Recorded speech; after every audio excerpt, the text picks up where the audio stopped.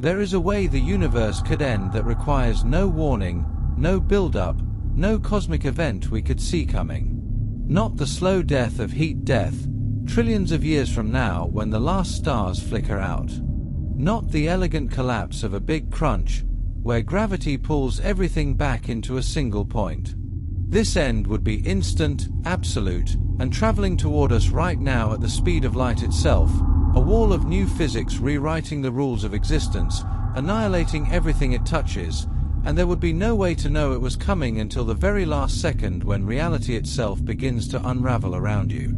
This is not science fiction. This is not speculation divorced from mathematics. This is a genuine possibility that emerges from our most successful theory of particle physics, a nightmare scenario written in the language of quantum fields and energy landscapes, hiding in the equations that describe the very vacuum of space itself. And the most terrifying part, we have no idea how stable we really are. Welcome to the false vacuum decay. The universe, as you experience it, feels solid, reliable. The laws of physics seem unchanging. Gravity pulls, light travels at its cosmic speed limit, atoms hold together in their familiar configurations. But beneath this apparent permanence lies something far more fragile.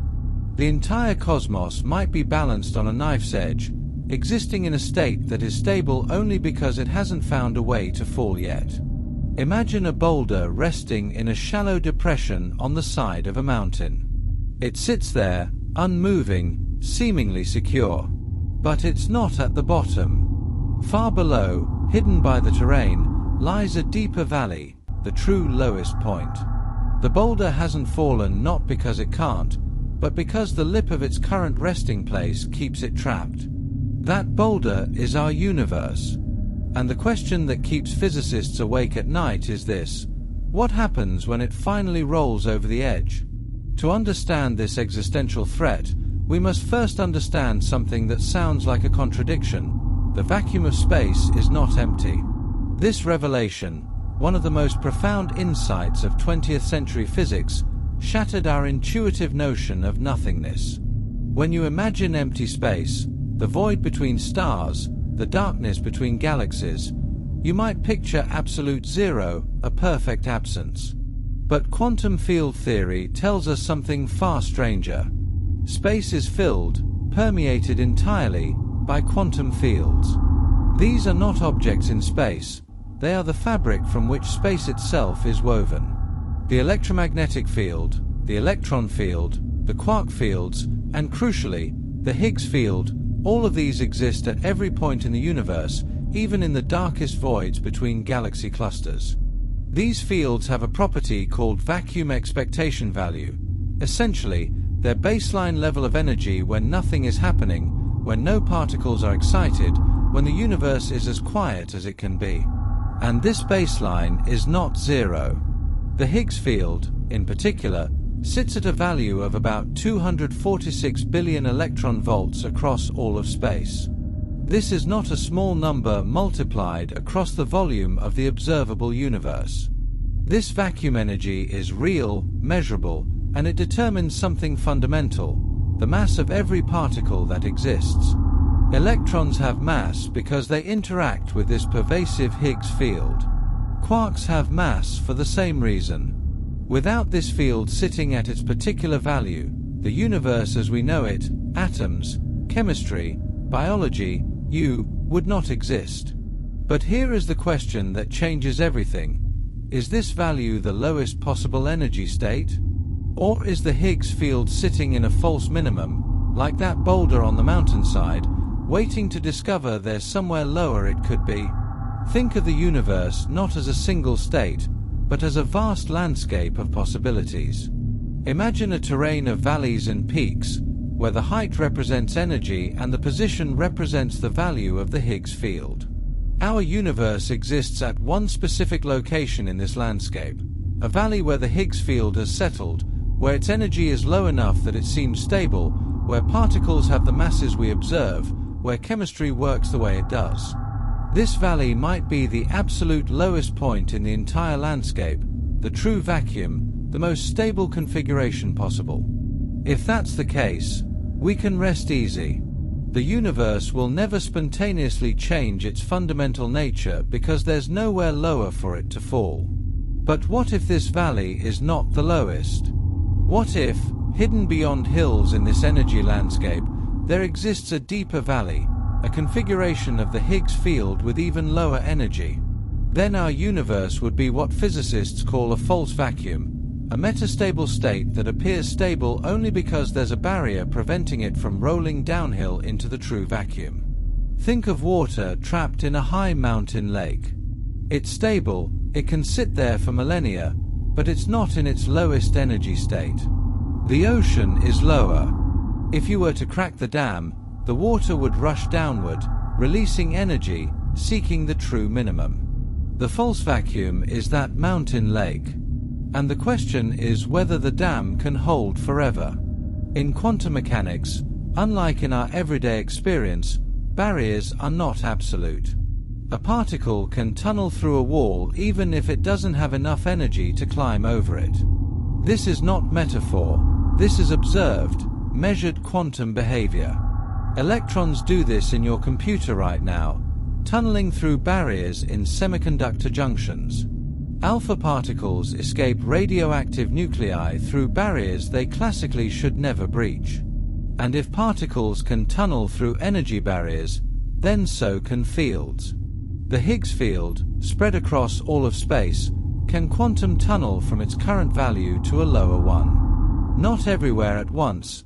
That would require too much coordinated behavior across cosmic distances. But somewhere, at one point, one tiny region of space where a random quantum fluctuation causes the field to briefly spike, to probe the energy barrier, and to discover on the other side something it has never experienced before, a lower energy state. And once it starts, it cannot be stopped. The moment is random, causeless in any classical sense.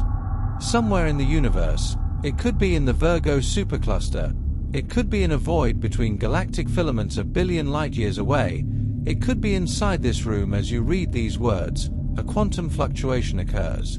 The Higgs field, which has sat at its value of 246 billion electron volts for the entire history of the cosmos, suddenly tunnels through the energy barrier. In a region smaller than an atom, the field drops to its true minimum value. The bubble is born. At this moment, the region inside the bubble is not made of the same physics as the region outside. The Higgs field has a different value here, which means particles have different masses. Electrons, quarks, photons, everything behaves according to new rules. The fine structure constant might be different. The strong nuclear force might have a different coupling strength. Atoms, as we understand them, cannot exist in this region. Chemistry is impossible. The periodic table is meaningless. This is not just destruction, this is replacement. The universe inside the bubble is not our universe with things broken. It is a different universe with different laws, occupying the same space. And the bubble begins to expand. The true vacuum inside has lower energy than the false vacuum outside, and nature abhors an energy gradient. The boundary between the two regions, the wall of the bubble, is where the transition happens, and this wall releases energy as it converts false vacuum into true vacuum. This energy release accelerates the wall, pushing it faster and faster until it reaches an equilibrium speed. That speed is the speed of light. Not close to the speed of light, exactly the speed of light. The bubble expands as a perfect sphere, growing at light speed in all directions, converting everything it touches into the new physics. And here is why this is the perfect apocalypse. You would never see it coming. Light from the edge of the bubble travels at the same speed as the bubble itself. The photons that would warn you of its approach are trapped at the boundary, unable to outrun the wall.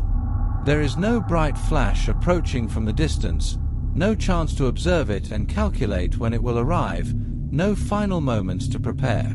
The first signal that the bubble exists is the wall itself reaching you.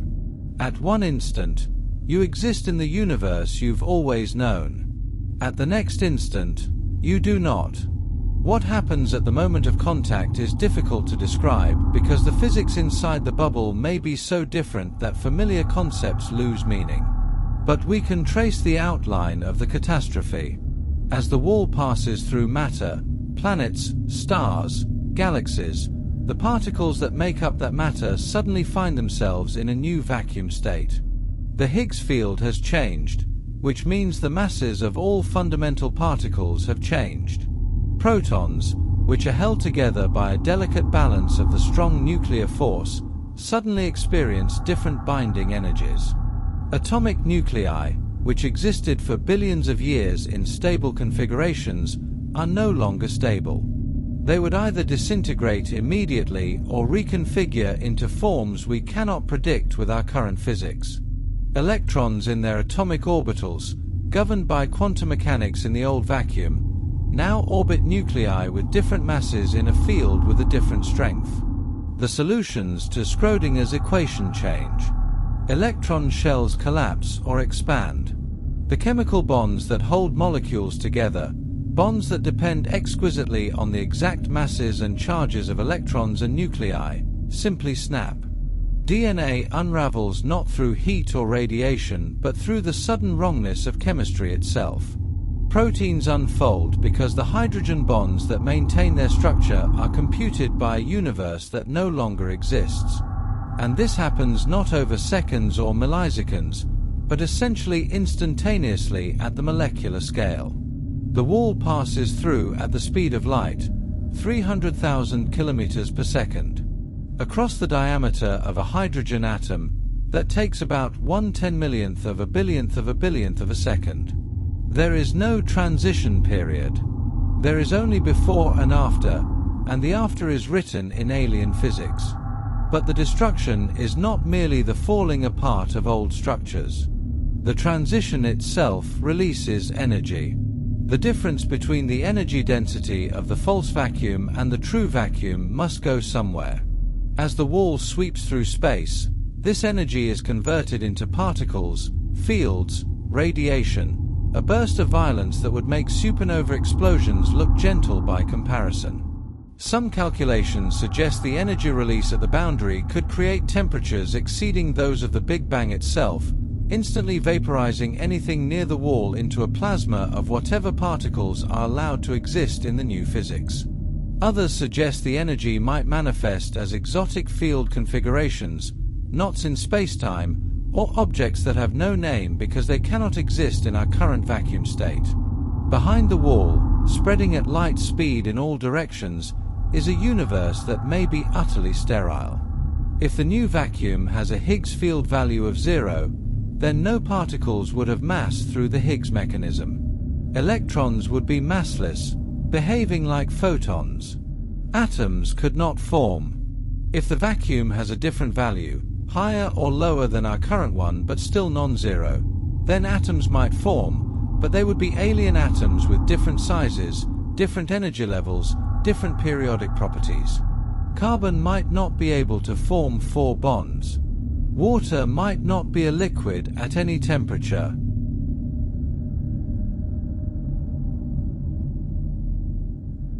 The complexity that allows for chemistry, for self-replicating molecules, for life, might simply be impossible in the new rules. Or perhaps, and this is the most unsettling possibility, the new vacuum could support complexity and even life, but life so different from ours that no translation is possible. Imagine creatures made of different atoms, thinking different thoughts, living in a universe where the constants of nature make technologies and phenomena possible that are forbidden to us. But we would never know. We would be erased before the transformation, our information scrambled, our pattern lost in the transition. The new universe would have no memory of what came before. So how worried should we be? Is the bubble already out there, racing toward us from some distant cosmic shore? Could it form here, now, in the next second? To answer this, we need to understand the probability of false vacuum decay, and that requires diving into some of the most subtle calculations in theoretical physics.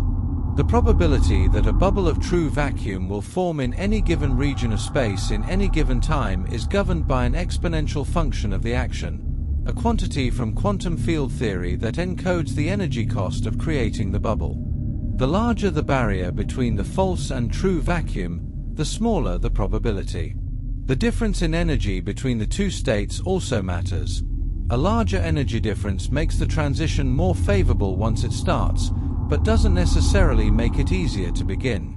The result is a number, a probability per unit volume per unit time, that tells us how likely the vacuum is to decay.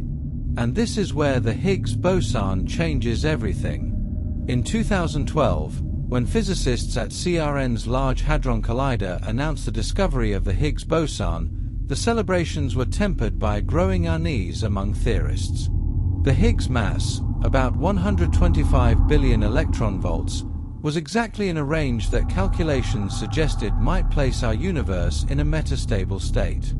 Not certainly metastable, because the calculation depends on other parameters like the mass of the top quark, which is the heaviest known fundamental particle and couples most strongly to the Higgs field. As measurements of the top quark mass became more precise, the calculations became more concerning.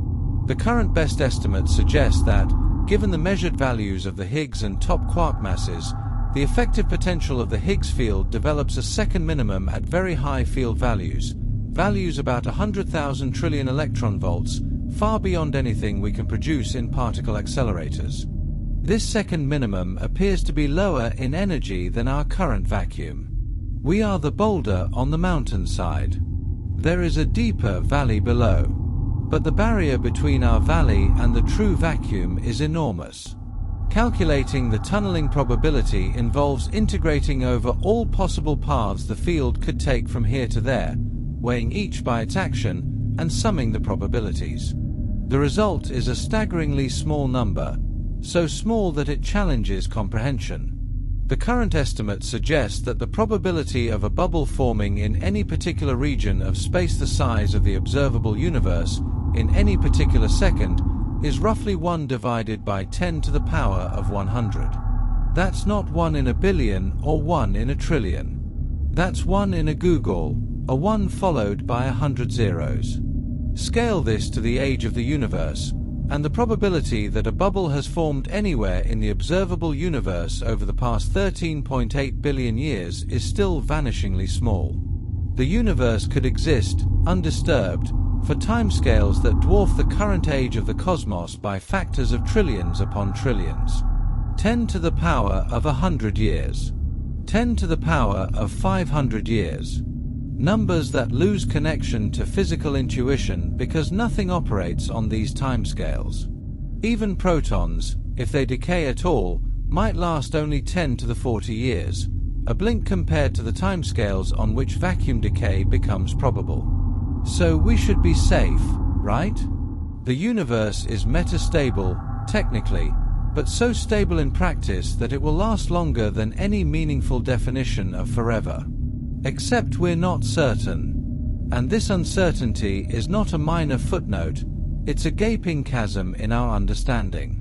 The calculation of the vacuum decay rate depends critically on parameters we have measured experimentally, and those measurements have uncertainties. The Higgs boson mass is known to within about 1%. The top quark mass is known to within about 0.5%. These sound like small uncertainties, but when you plug them into the equations that determine the shape of the Higgs potential at extremely high energies, those small uncertainties balloon. A slightly heavier top quark would make the barrier higher, stabilizing the vacuum for even longer timescales. A slightly lighter one would lower the barrier, potentially shortening the decay time to something less comforting. But there's a deeper problem. The calculation assumes we know all the physics. It assumes that the standard model of particle physics, our current best theory, is complete up to the energy scales where the second minimum appears. If there are new particles, new fields, new forces that we haven't discovered yet because they only become relevant at higher energies than we can probe, then those could change the calculation entirely. A new particle coupling to the Higgs could stabilize the vacuum completely. or it could destabilize it further. This is the heart of the uncertainty. We're calculating the fate of the universe based on a map that might be missing entire continents. Physicists run these calculations with sophisticated computer simulations, evolving the Higgs field equations from our current vacuum state up to energies 1 trillion times higher than anything achieved in the LHC, and they watch to see if a second minimum appears. And in most simulations, with the parameters we've measured, it does. The abyss is there. We can see it in the mathematics. But we cannot see whether there are guardrails we haven't noticed yet, or whether the cliff edge is closer than we think. There's also the question of vacuum decay seeds, events or processes that could lower the barrier and trigger the decay more quickly.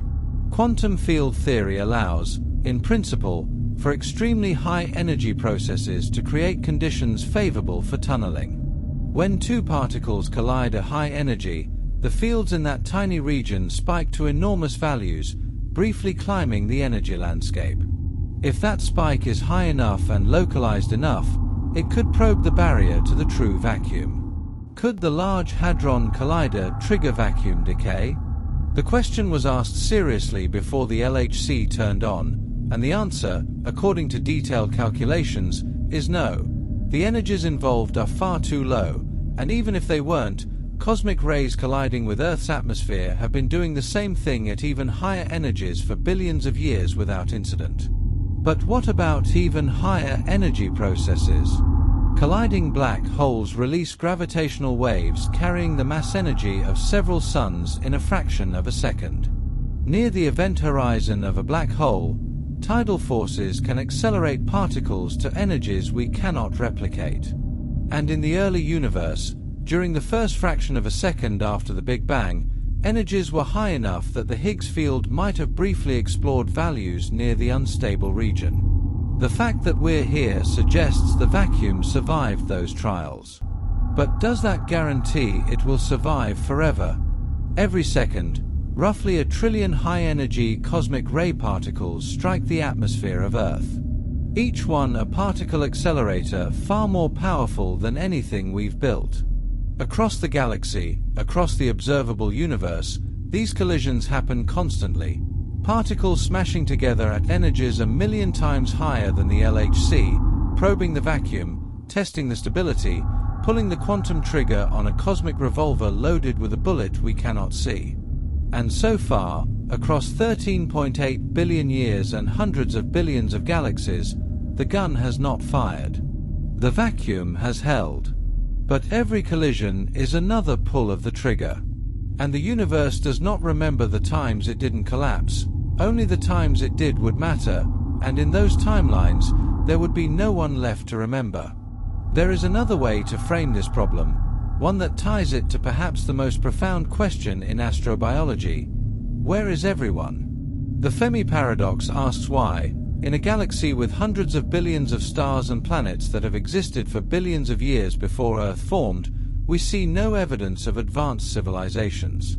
No megastructures harnessing stellar energy. No probes visiting our solar system. No radio signals spelling out messages in prime numbers. The silence is deafening, and it demands explanation. One possibility, the so-called Great Filter, suggests that there is some step in the evolution from simple chemistry to galaxy-spanning civilization that is extraordinarily unlikely, a filter that almost no species passes through.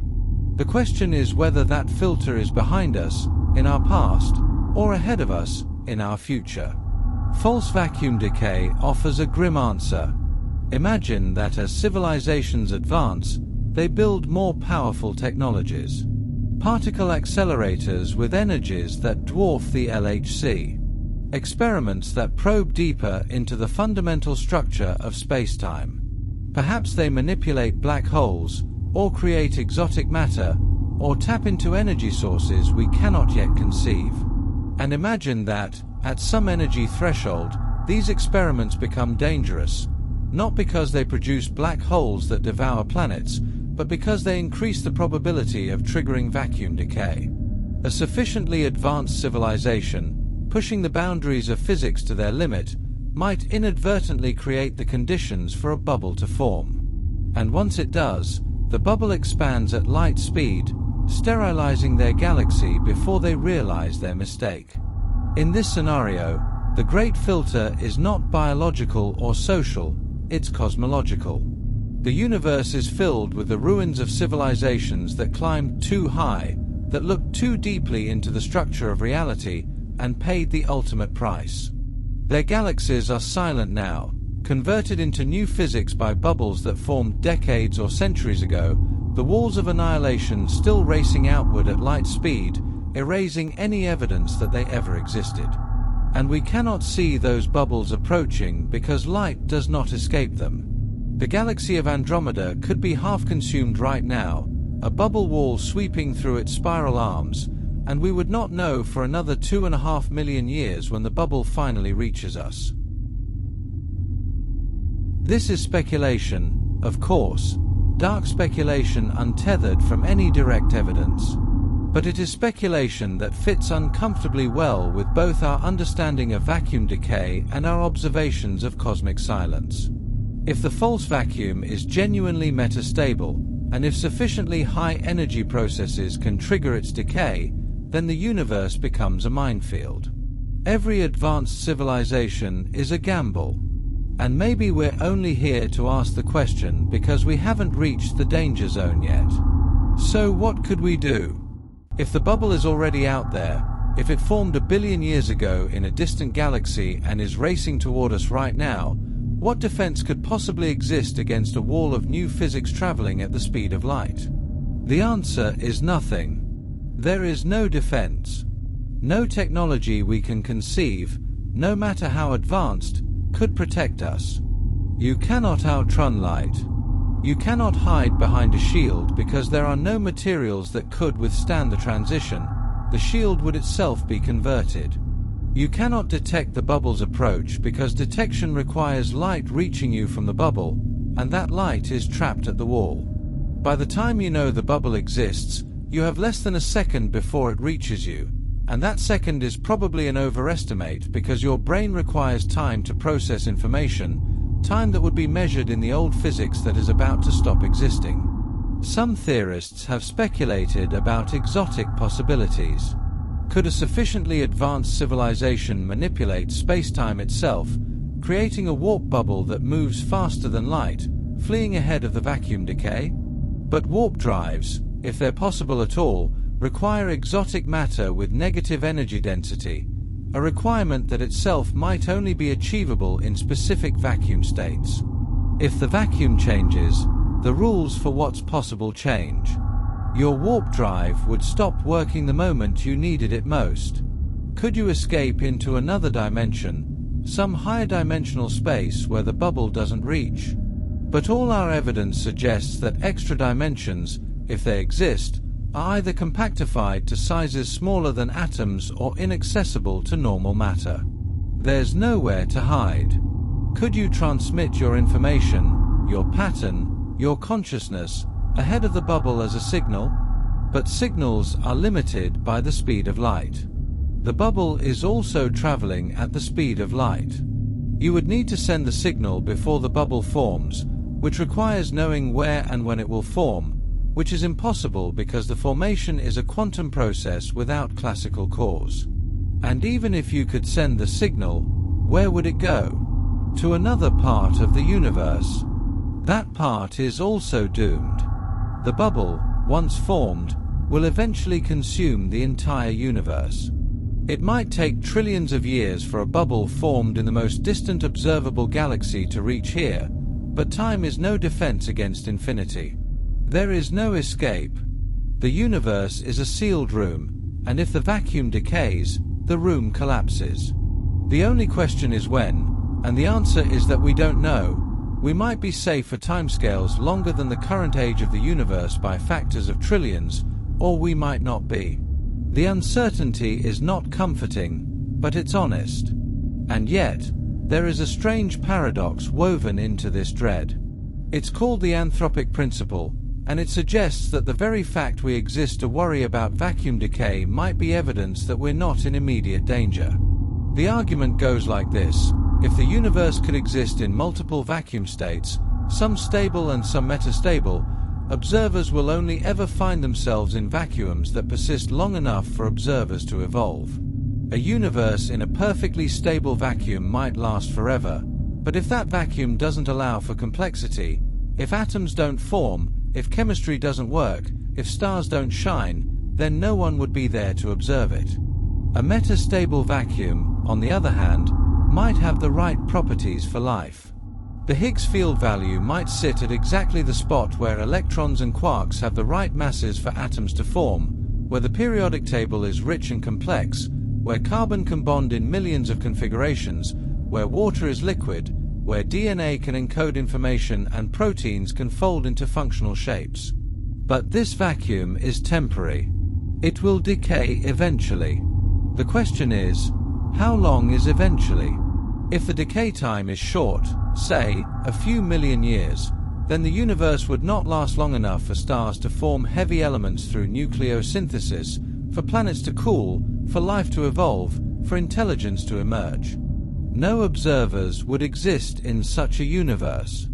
If the decay time is extremely long, far longer than the current age of the universe, then observers would exist, and they would find themselves in a seemingly stable universe, not because it's truly stable, but because the timescale of instability is so vast that it appears stable from their limited perspective. This is where we might be. We observe a metastable vacuum not because metastable vacuums are common, but because truly stable vacuums might be sterile and empty, while metastable vacuums with just the right instability timescale can host the complexity needed for observers. We're here because we're balanced on the knife's edge. If the universe were more stable, it might be too boring for life. If it were less stable, life wouldn't have time to evolve. We exist in the narrow window, and our existence is evidence of that window, not evidence that the danger is absent. This is cold comfort. The anthropic principle tells us why we might find ourselves in a metastable vacuum, but it doesn't tell us how much time we have. It doesn't tell us whether the bubble is already racing toward us from a galaxy 10 billion light-years away, or whether the vacuum will hold for 10 to the power of 500 years. It only tells us that the vacuum has held long enough for us to be here asking the question. And that could mean we're lucky, or that we're living in the final moments before the universe finds its true ground state. There is a philosophical weight to this that transcends the physics. We live in a universe that might be fundamentally temporary, where the laws of nature themselves are contingent, where the stage upon which all of history unfolds could simply cease to exist. Every star that has ever burned, every planet that has ever formed, every thought that has ever been thought, all of it could be erased, not by entropy or time, but by the universe deciding it was never in the right configuration to begin with.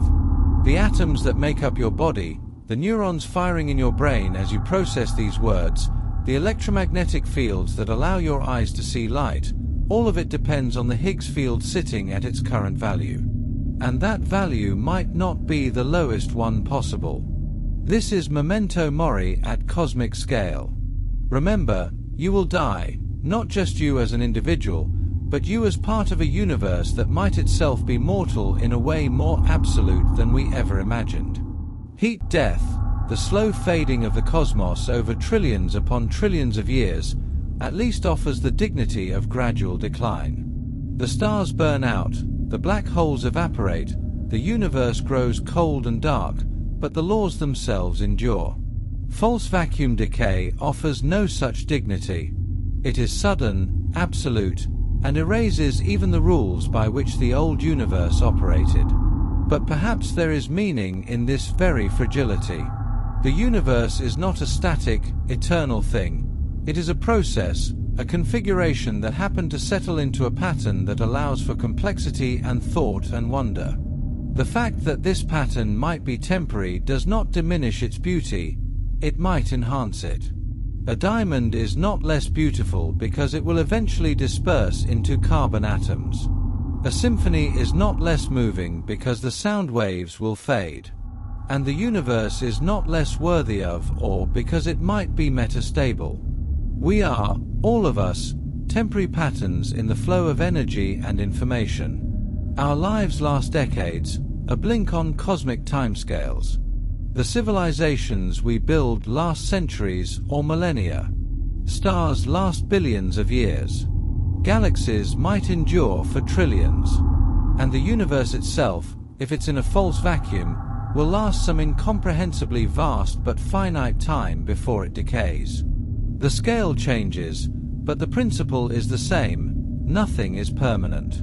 Everything that exists is a structure maintained against the flow toward equilibrium, and eventually, equilibrium wins. But here, now, in this moment, in this configuration, we exist.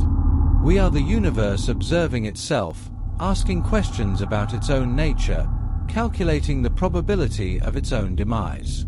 We are atoms arranged in patterns that can contemplate atoms. We are quantum fields temporarily stabilized into forms that can wonder about the stability of quantum fields.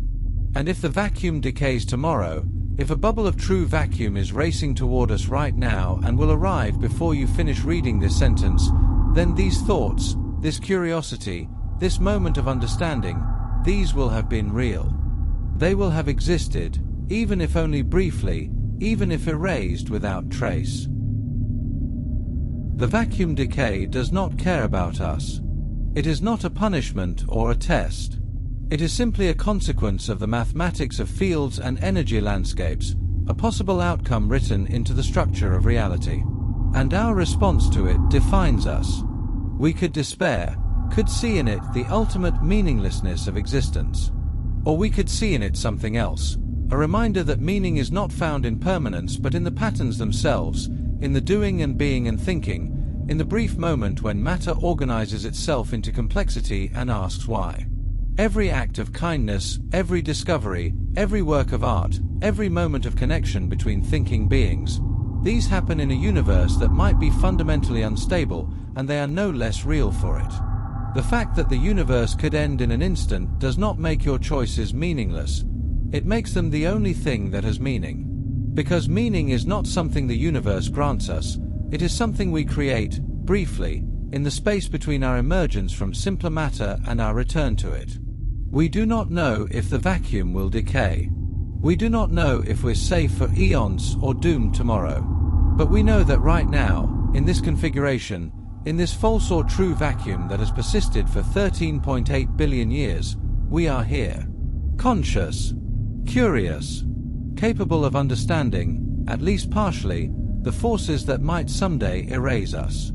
And that understanding is itself a form of defiance, not defiance against the vacuum, which cannot be defied, but defiance against meaninglessness. We are matter that has learned to ask questions about the nature of existence, and no bubble of new physics can erase the fact that those questions were asked. The universe is balanced on a knife's edge. We are balanced on that same edge. And every moment we exist, every thought we think, every discovery we make, these are not diminished by the edge. They are defined by it. This is what it means to be alive in a possibly metastable cosmos. To know you are temporary, to know the ground beneath you might not be the ground at all, and to build, and love, and wonder anyway. Not because it will last forever, but because right now, in this instant, it is real. The bubble might be coming, or it might never come.